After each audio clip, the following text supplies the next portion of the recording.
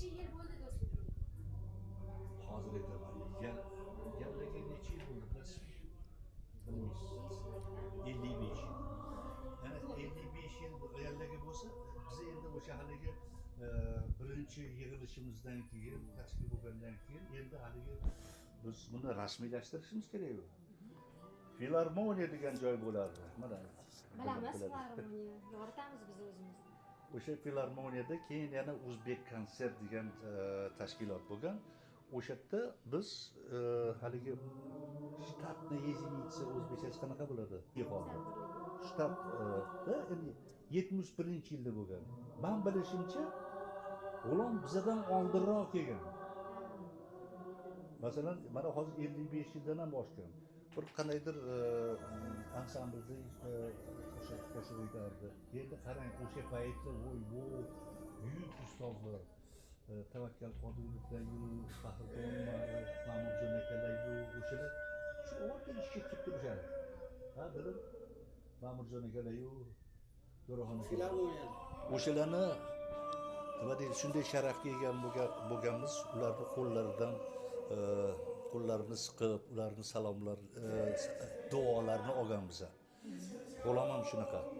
O'shalar shunday ustozlarni duosini olgan. Ayniqsa Ali rahmatli Botir akamning qancha munosabati bir ajoyib edi. Ularni hazili-yu, askasi-yu, anaqa juda shu bulbullashib o'sha suhbatda bo'lishardi. Men havosim ham kelardi ular.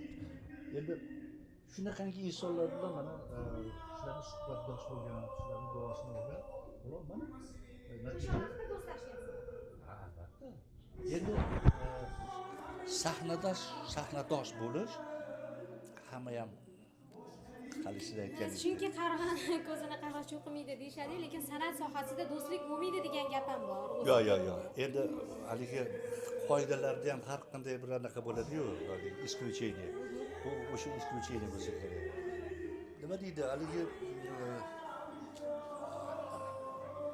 mana G'ulomning o'zini muxlislari, G'ulomning o'zini tomoshabinlari, yallani yoki meni ijodimni ham o'zim muxlislari, o'zimni hali talashadigan narsa yo'q.